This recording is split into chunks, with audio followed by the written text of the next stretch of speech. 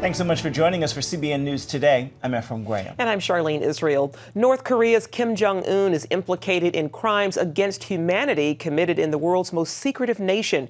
A United Nations panel issued a report listing atrocities including systematic execution, torture, rape, and mass starvation. In 2011, CBN's George Thomas spoke with the panel's chief witness against the state. For 28 years, Kim Ye-suk was a prisoner inside North Korea's oldest concentration camp.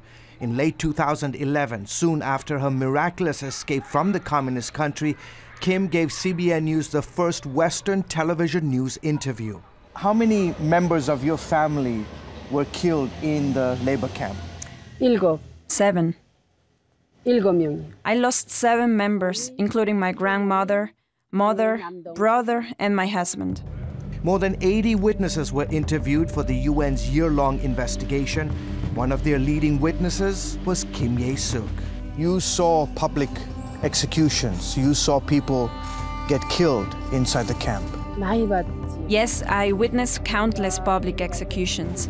And often these prisoners were killed over petty things like stealing food. The guards would always gather other prisoners to watch the execution. It was a form of intimidation.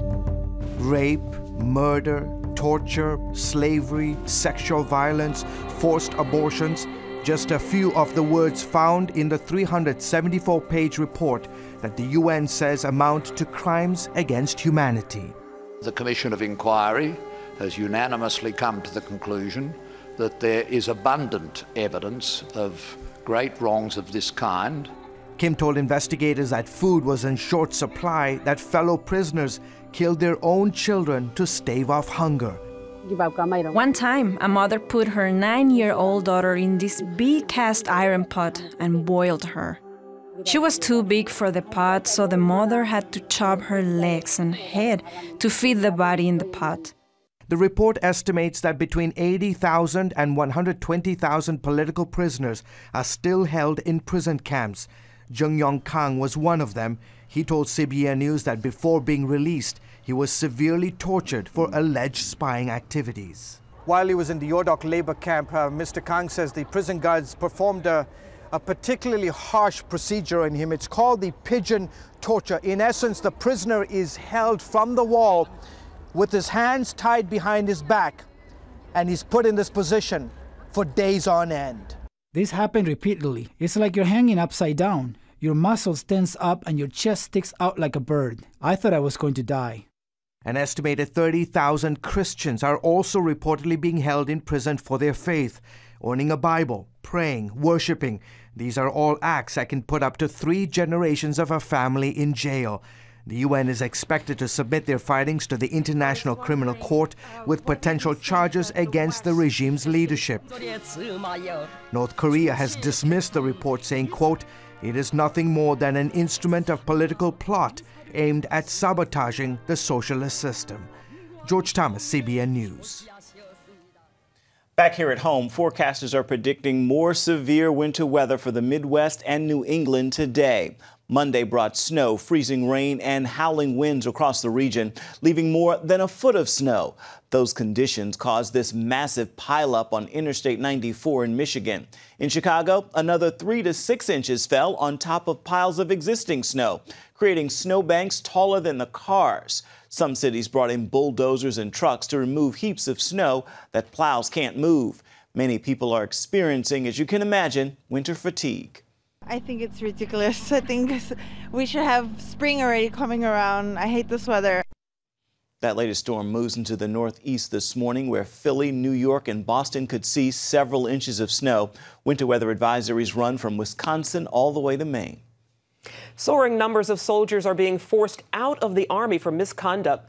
Thousands of enlisted soldiers were kicked out last year over alcohol, drugs, and other crimes violations, and the numbers shot up from about 5,600 at the height of the Iraq War in 2007 to more than 11,000 last year. And the number of officers forced out more than tripled in the past 3 years, up from 119 officers back in 2010 to 387 last year.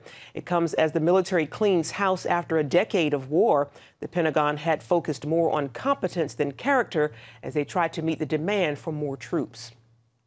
In the wake of 4 rulings against traditional marriage, supporters are working to find ways to uphold it. Federal judges in Utah, Oklahoma, Kentucky, and Virginia have voided all parts of a ban on same-sex marriage that voters approved. In Washington, lawmakers in both houses have introduced a bill, the State Marriage Defense Act, that will require the federal government to respect state determinations of marital status. In other states, traditional marriage supporters are crafting a variety of bills. Some would protect bans on gay marriage, and others would protect religious rights should those bans be struck down. Facebook users don't have to be just male or female anymore. Now the social media website is letting people identify themselves with words like androgynous, bigender, intersex, gender, fluid, or transsexual. Facebook does let people keep their gender identity private. A new test could predict which children are at risk for depression later in life. Scientists at the University of Cambridge studied 1,800 teenagers in the United Kingdom suffering from mild depression. Doctors measured a stress hormone called cortisol and surveyed them for symptoms of depression. After 2 years, teens who had higher levels of cortisol and mild depression symptoms were up to 8 times more likely to suffer clinical depression later in life. Teen boys showed an even bigger risk, 14 times more likely to be depressed. Turning overseas, 6 world powers are meeting in Vienna with Iranian officials today. It is the next stage in their negotiations over Iran's nuclear program, but many are doubtful that the talks will be successful, including in Israel. Here's Chris Mitchell from Jerusalem. The talks will bring Iran together with the 5 permanent members of the UN Security Council plus Germany. Their goal is to finalize a deal reached last November in Geneva. Under that 6-month accord, Iran agreed to cap its nuclear program in return to limited sanctions relief by the West. Here in Jerusalem, Israeli Prime Minister Benjamin Netanyahu told a meeting of American Jewish leaders the interim deal has slowed Iran's nuclear program by only 4 weeks. That's what Iran has given to the world, which means it's given practically nothing. But Iran has received a great deal. It's received the easing of sanctions. It's given 4 weeks. But it's receiving a new position in the world. It's being legitimized. Netanyahu warned Iran's new centrifuges are 50 times faster than their old ones, and that Iran is developing ICBMs with one goal in mind. By the way, the range is geared to Europe and soon to the United States. It's not for us. And there's only one purpose in the world to develop ICBMs. You develop an ICBMs in order to deliver a nuclear payload. This is not a country that our government can trust. Former Governor Mike Huckabee told CBN News current U.S. policy toward Iran is naive. I'm amazed of the naivete of the Obama administration when it comes to Iran. The Iranians are laughing up their sleeves. They're dancing in the streets because they're getting everything they want. Once again, this country that is not being held accountable, not only for their actions in trying to accelerate toward nuclear weaponization, but they're virtually being rewarded for the hateful, not just anti-Semitic, but anti-human rhetoric that they have tossed to not just Israel, but to the United States. The talks in Vienna are expected to last for 3 days. Chris Mitchell, CBN News, Jerusalem. A militant group in the Sinai has now claimed responsibility for that deadly bomb attack on a tour bus near the Egypt-Israel border. The blast killed the Egyptian driver and 3 South Korean tourists from a Presbyterian church. The militant group calls itself Champions of Jerusalem. Members posted a statement on an Al-Qaeda-affiliated website calling Sunday's bombing part of an economic war against the army-backed government. Previous attacks from the group targeted police and the military. 3 U.S. officials are accused of conspiring with opposition forces in Venezuela. President Nicolas Maduro is expelling them from the country after he says they've encouraged violence. The move comes after 2 weeks of protests against the government. At least 3 people have been killed. The U.S. has condemned the way the Venezuelan government has handled the protests. President Maduro says the U.S. is taking the side of the opposition in an attempt to destabilize his government. A Presbyterian pastor has been freed from a Kazakhstan prison. 67-year-old Pastor Kaskumbayev had served 8 months on charges he harmed the health of a church member. The retired pastor's conviction came even though the alleged victim said she had not been harmed. On Monday, a Kazakh court suspended the pastor's 4-year prison term and dropped other charges against him. He still must pay an $11,000 fine. Members of Astana Grace Church say Kazakh government has often targeted the pastor and their church for persecution. Coming up, can you really take a fast from your finances? This author says it will improve your financial fitness. Next.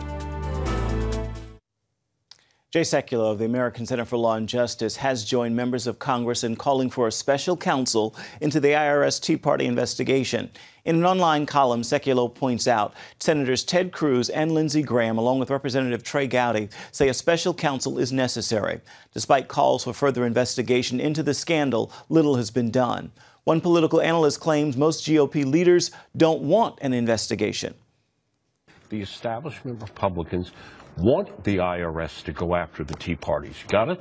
They want to go after the Tea Parties because the Tea Parties are a outside threat to their power hold. And I'm telling you, the lobbying consulting class of the Republican Party and Republican leadership who have been attacking the Tea Parties and alienating them, they want the IRS to do this. Some of the latest polls show a majority of Americans, both Democrat and Republican, believes there should be a formal investigation. This week marks the 5th anniversary of President Obama's economic stimulus package. The American Recovery and Reinvestment Act was aimed at creating more jobs. However, a new Gallup survey released Monday finds nearly 25% of Americans see unemployment as the nation's top challenge. That's up from 16% back in January. 24% of Republicans and Democrats and 23% of independents cite unemployment as their top issue. 20% of Americans cite the economy in general as the top issue. Financial peace and freedom is possible. That is the good news from our guest, Michelle Singletary. Michelle, thank you so much for being here. Thank you. Now, you have written this book, The 21-Day Financial Fast, and you believe that a fast can actually help us. Absolutely. First of all, what do you mean by a financial fast? Well, it was actually based on the Daniel fast. So many people already know that means you're fasting from food, but this means you're fasting from any unnecessary shopping, and you can't use credit for 21 days. So no eating out, no movies, no getting your hair done. It would be a problem for you. No problem. But for my wife would have your wife might have an issue. Yes. But just all the unconscious spending that we do that keeps you from having the money that you say that you want to have, to do the things that you say you really want to do. Okay, when you say no credit cards, no debit cards either. That's right, no debit cards. And people say, well, isn't that the same as cash? No, it's not, because you can overdraw your account with a debit card. You're not limited by the cash or lack thereof in your account. So all plastic, because people sort of swipe and spend without thinking. Absolutely. And that's behind the reason why I say debit and credit. All right. So why do you say that this is the first step to financial freedom? Right. I want to free people from the worry of not having enough, the stress of having debt. I mean, when you mention finances, people sort of just freak out like, oh, their heads tilt down. I want to free you from that. I want you to be able to buy your car with cash. I want to send your kids to college with cash. And in order to do that, you've got to take control over your financial life so that your money goes to the things that you value. See, that's what I'm talking about. So we spend a lot of money on stuff, eating out and clothes, but this way, you're funneling it to the things that truly mean something to you and will mean something down the road. You're talking liberation indeed. That's exactly right. That's exactly right. I mean, I tell my kids, you want to go to McDonald's or you want to go to college?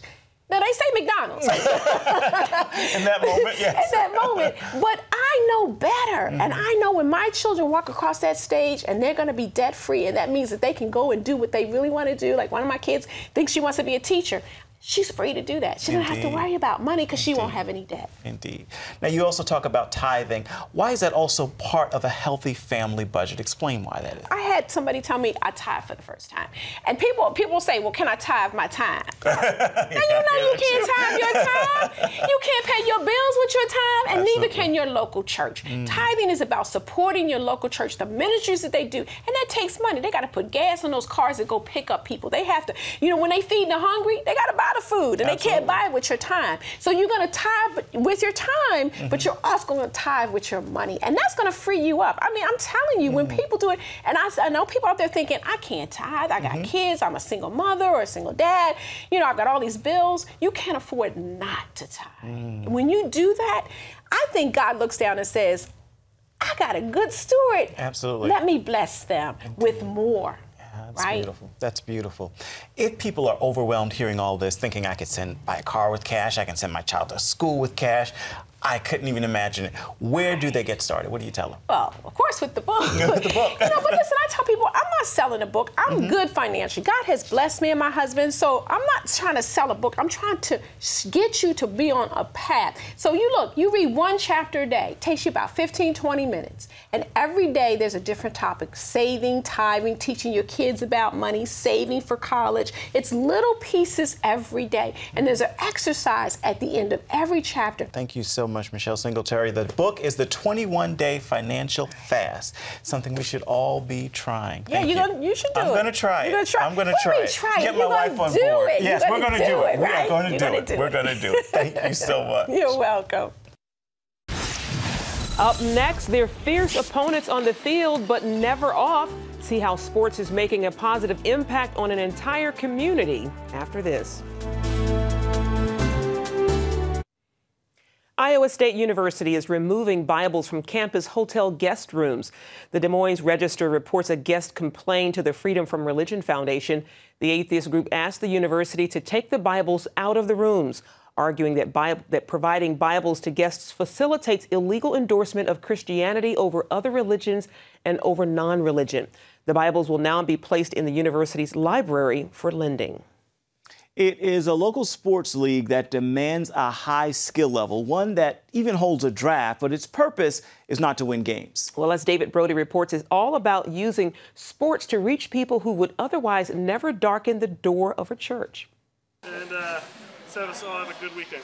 Amen. Scott Rusomano's vision of a full-scale sports ministry began 8 years ago at Red Rocks Church in Denver, Colorado. Shortly after approaching his pastor with the idea, a volleyball league was born, and the Red Rocks Sports Ministry blossomed from there. Rusomano seemed to connect better with people through sports, and he thought what better way to reach out to those not interested in going to church. We're called to meet people outside of the walls of the church and in our community, and sports is one of the best ways of connecting with people, like I said, in a non-threatening way. Red Rock Sports Ministry now has year-round leagues ranging from dodgeball to baseball and everything in between. Jenny Vieira played sports in college, and after she graduated, had a hard time maintaining a healthy lifestyle and finding a new church.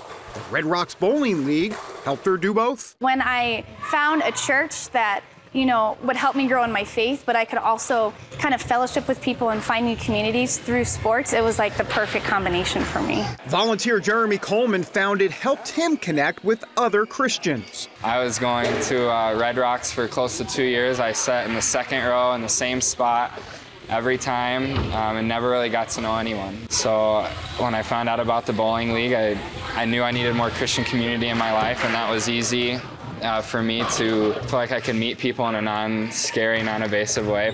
The Red Rocks ministry here in Colorado has made a huge impact when it comes to affecting lives for Jesus Christ. Thousands have signed up to take part in these sports groups because the organizers believe that it's not just important to make sure you're physically fit, but spiritually fit as well. There's just so many opportunities to, have fun while working out. Because I think that's the hardest thing nowadays is, like, people are just, they don't want that ho-hum, like that 35 minutes on a treadmill, you get bored, but this way you meet new people, there's fellowship, you're building community, and you're still getting a good workout. One way these leagues help build community, people pray after the games, not before. It helps cut down on unsportsmanlike conduct, even though players admit there's nothing wrong with a little healthy competition. I just know I've met so many people that have really struggled building a community that aren't Christian, that, I'll invite to come sub on the basketball team, and they're captivated by the fact that we pray afterwards with these people that are our competitors, our opponents that, we just went to war with in these games, and we're able to, put that all aside and come back at the end. We try to bring everybody together at the end of the game. hopefully to humble their hearts a little bit, to show appreciation for the fact that they're getting to play a sport and kind of lessen those emotions a little bit so we can leave the court or the field just being friends again. Maintaining Christ-like friendships between opposing teams may be one goal, but another is keeping their leagues at a high skill level. They even hold a draft. And the goal with that is that you're kind of taken out of your comfort zone.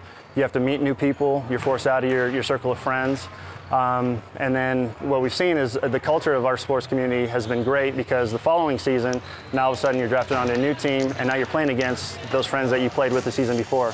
And so it's just created a really nice environment for our players. Red Rock Sports Ministry has grown beyond the church walls into many parts of the community. Rusamanos says they are called to fill the void in the hearts of people who need it the most. We work with orphanages, we work with homeless people, we work with people with disabilities, and we just want to get involved.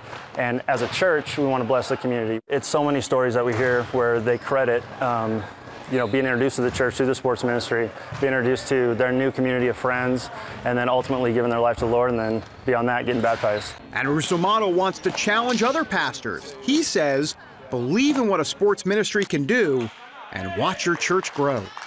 David Brody, CBN News, Denver, Colorado. I really love that idea. I do the too. scripture even says that he that wins souls is wise. Absolutely. That's a wise Beautiful. idea. And it's okay to get physically fit while you're doing Exactly. it. Indeed. Exactly. Stay with us. We are coming right back. Finally, the CBN TV program Turning Point is reaching millions of viewers throughout Africa, Europe, and the Caribbean. In fact, it is CBN's most watched program with an audience of 71 million people. Now, Turning Point's Facebook page is engaging more than 25,000 people each week. They ask for prayer and need answers to questions after they've watched the show. One viewer says, "I have no doubt at all but to fully believe that you have been sent by God the Father to reach out to a dying, lonely soul like myself." Ministry of CBN It's a continues beautiful to show. just Fabulous. expand. I love it. Indeed, indeed. Well, that's going to do it for now on CBN News Today. You can find more of our exclusive coverage of the issues you care most about at cbnnews.com. Take the time to tell us what you think about the stories you've seen here today. You can do that on Facebook or at CBN News on Twitter. Hope you'll join us again right here next time. Make it a terrific Tuesday, everybody.